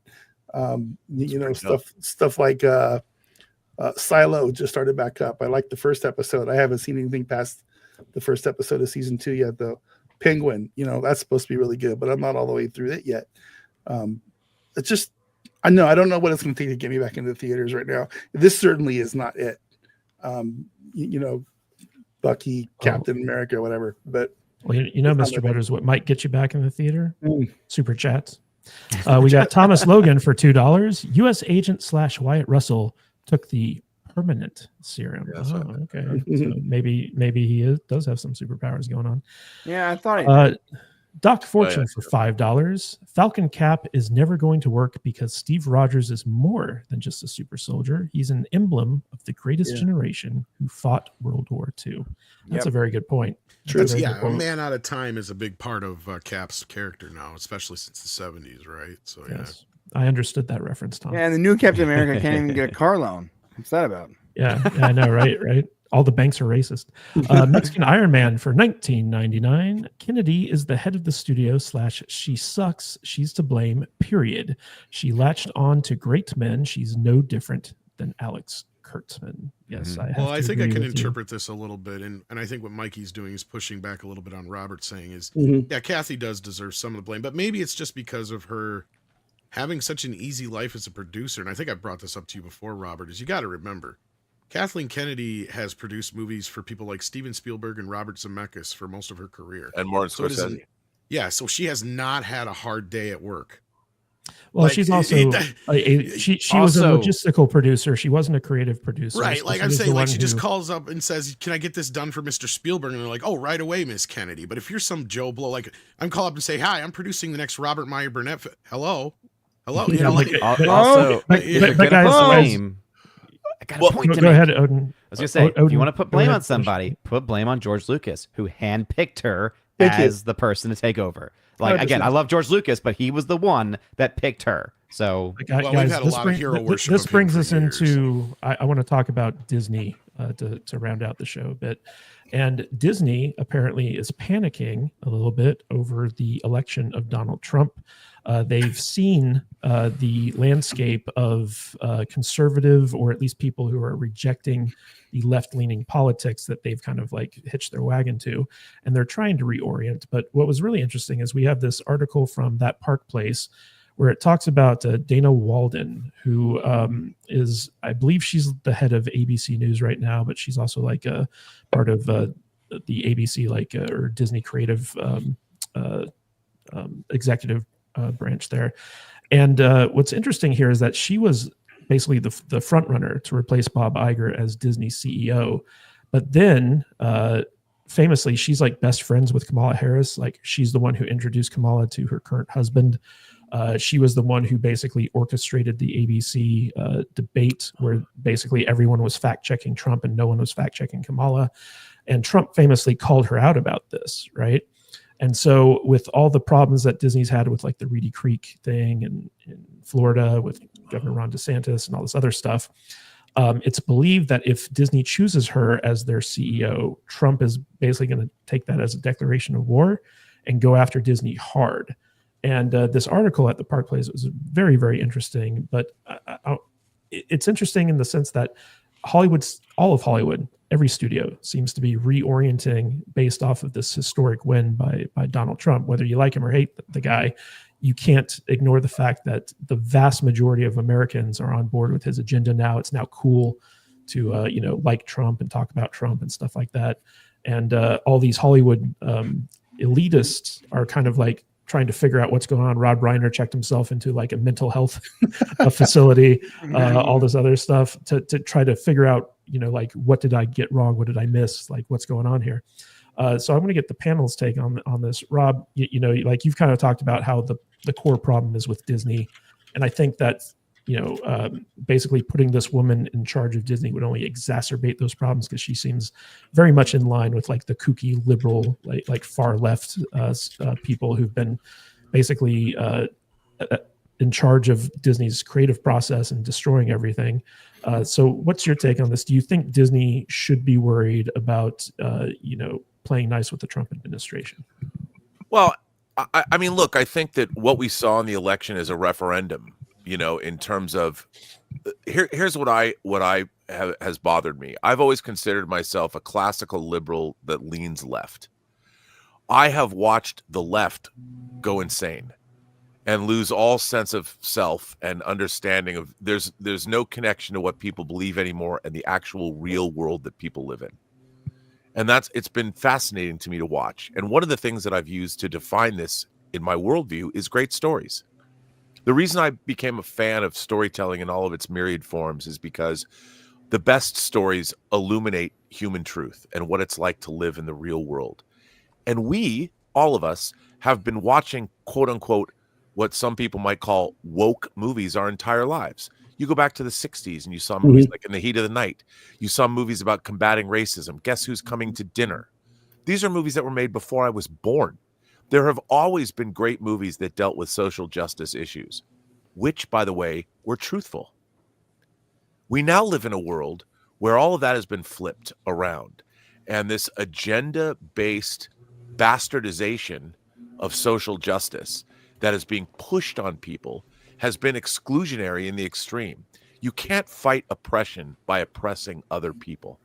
You can't do it. And that's the world we live in now.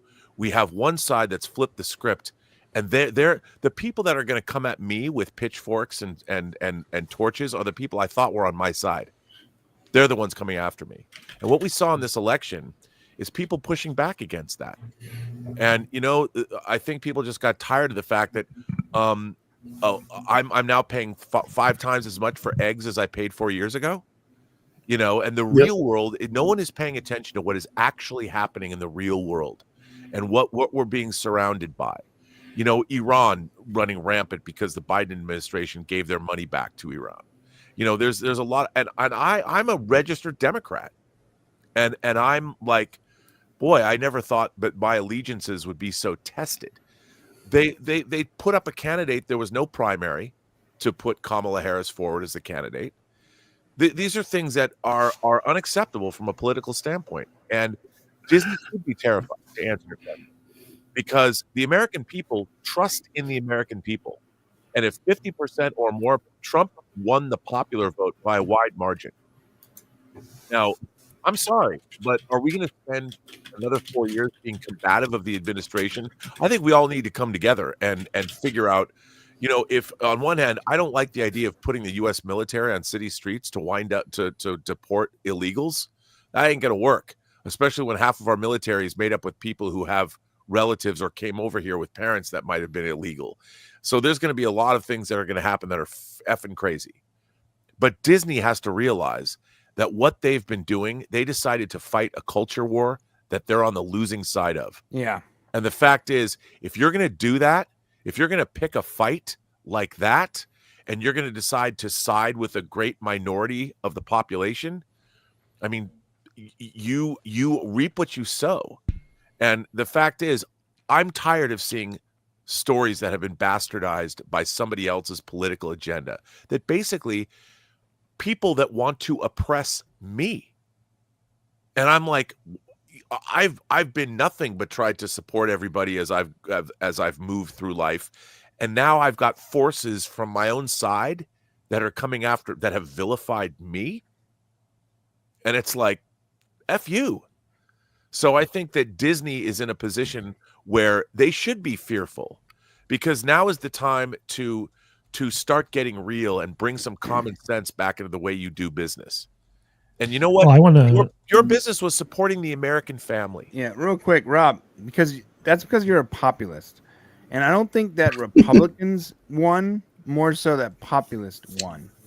And yes, Republicans won this last election, but the populist movement is what took over that party.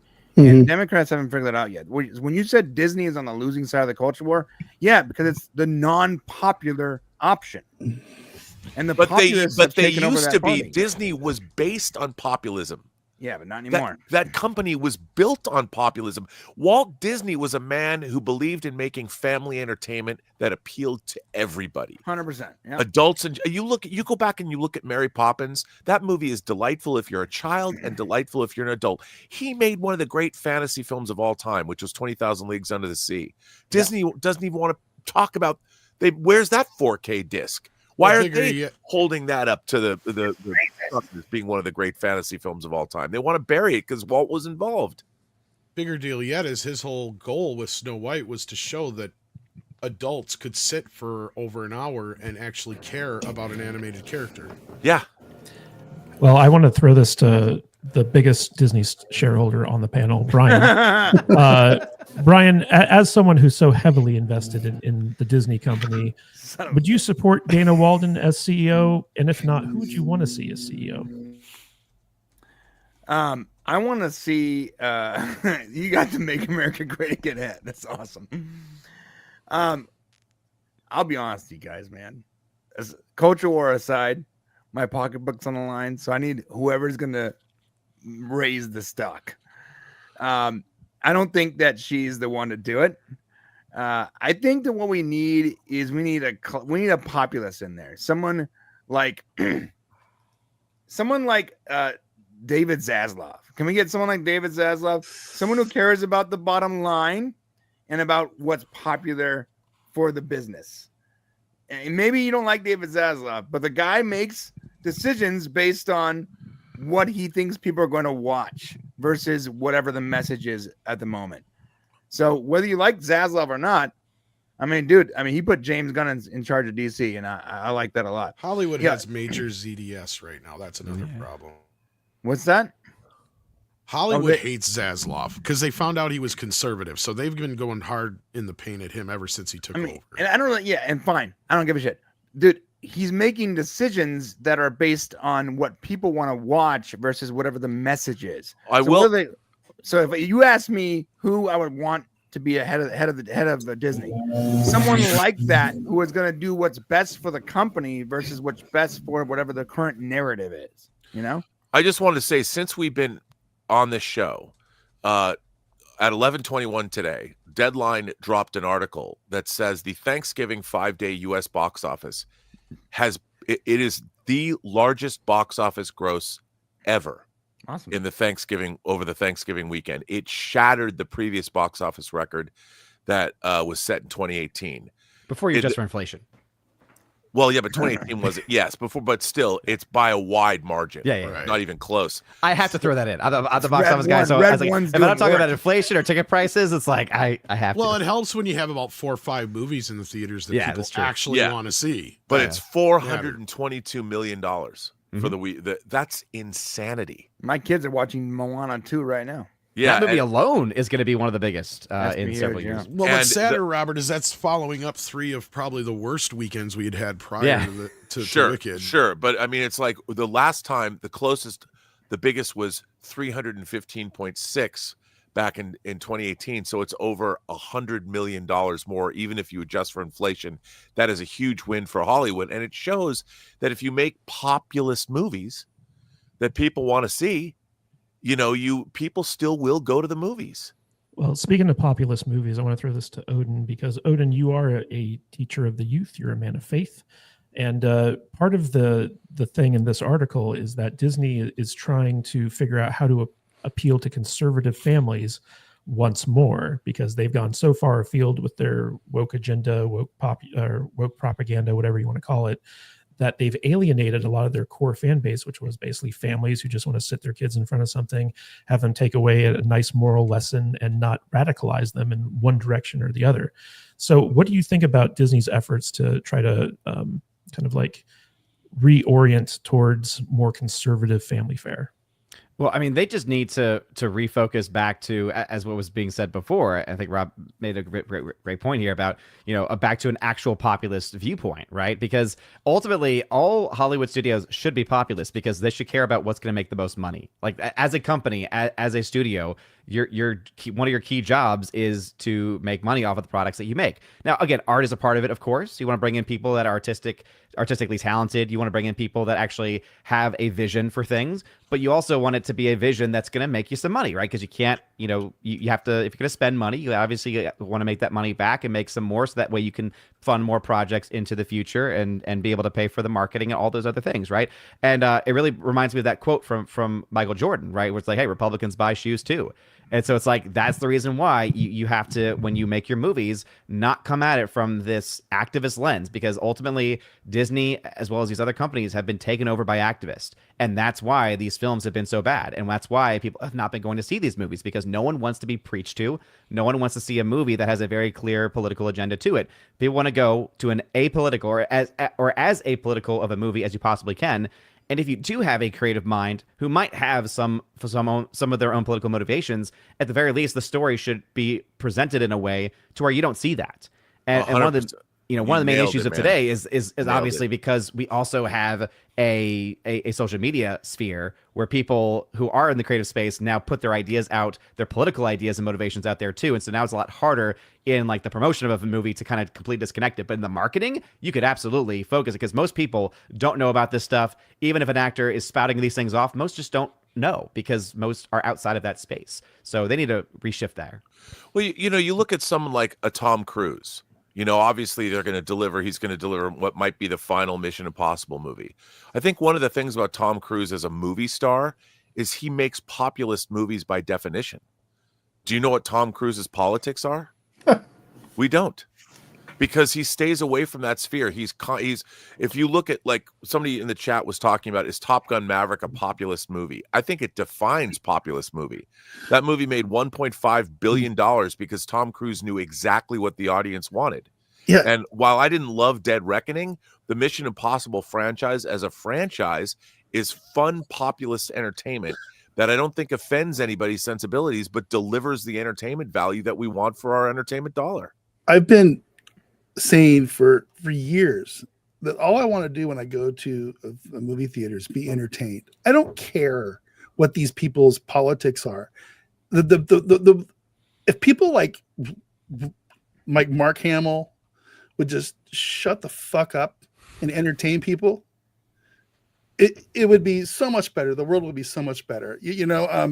When Harrison Ford came out earlier this year and was endorsed Biden, I was like, why? Why did you do that? Because, I don't care what his politics are, but the temperature of the political world right now is so hot on either side that it immediately made me not care as much about Harrison Ford movies going forward. And I love that guy. That guy is like my favorite actor ever to be on the face of the planet.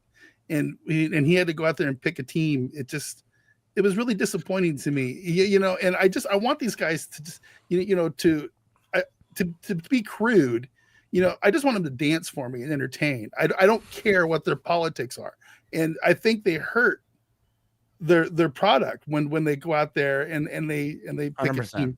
And I don't want that. I don't want The Rock to go out there and declare his love for progressive ideologies. I want to be fair, he hasn't. I want The Rock to go out there and drive Actually, fast he cars and did. kick people's asses. That's what I want The Rock to do. Right. So you Entertain us. entertain us. He did, Well- but he regretted it. but Right, don't, look, exactly. I don't think we should I want every person that lives in this country to have a political idea and get out and vote. I Mhm. want I don't care what their job is, but the problem is if you choose to work in the public sphere and Mhm. you choose to be an entertainer, you're not just entertaining half the country. The idea Right. would be to entertain everybody. And movies are supposed to look, movie theaters. One of the things I've always loved about movie theaters is you have people of all shapes, size, colors, and creeds, sexualities, religious beliefs, all different people come together in one room. You're sitting next to perfect strangers on an opening night when a Marvel movie opens, the lights come down. Do you care what the political ideology or the sexuality or the religious affiliate, whatever of the right. people sitting next to you? No, you're all there for the same reason. It is the most unifying thing in the world to Mhm. go into a movie theater and the lights come down and you're all there to experience the same story. And then there's guys who like not Robert Downey Jr., but I can't think of his name. I'm sorry, but yeah, Christopher Pratt. no, the mobster movie guys. Robert De Niro. Robert De Niro, who's one of my Ugh. favorite actors of all Yeah. time, goes up on the Oscar awards and says, "Fuck Donald Trump." I'm like, oh, why? Why did you just What a do that? bad business decision. Well, you got to give him a pass because he's lived in New York. Oh, I A lot don't. of New Yorkers don't like Donald I do Trump. not. That goes way back before he But- was a political candidate. And that was years. That Yeah, was like but what I 5, 6 think- years ago now. What I think but Dutch is talking about is how bad that Robert's just showing how just disassociated he Yeah. is with everything. and it's not just also him, it's all these a people. lot of New Yorkers, a lot of the New York elite loved Trump before he ran for president. Well, so- and I want Right. to say something about what Robert just said too. And one thing I've never heard anybody say is, "I'm going to see this movie because it has a black woman in it." I'm No. going to see this movie because it has a trans person in it. No one's Yeah. ever said that. No, I've heard somebody say, "I'm going to see this because it's an Eddie Murphy movie," or "I'm going to see this Sure. because it's a Tom Cruise movie," or a Julia Roberts movie, Right. or insert your actor here. But it's never been about sex. It's never I'll go been see about any movie race. Angela Bassett's in. Just want to See? say. See, that's my point. It has nothing to do with her race, though. It has to do with the fact that you love her as an actress, though, right? Like that's the Yes. whole point. I And love never Angela thought of Bassett can do actors no like wrong. that. Like growing up, and I've said this a million times before, the biggest actors in the world were like Eddie Murphy, Bill Cosby on television, right? Michael Jackson was the #1 artist in the world. Prince probably second to him. Madonna right next to that. So I mean, like diversity is all over the place. I grew up with movies by like John Waters and other shit like that. He's like my gay Uncle John. We all love him. Like what the hell is this crap? Tom, I want to ask you, because out of all the movie studios, Disney/ABC seems to be the most worried about Trump, and Trump probably has the biggest bone. I would be too. Him.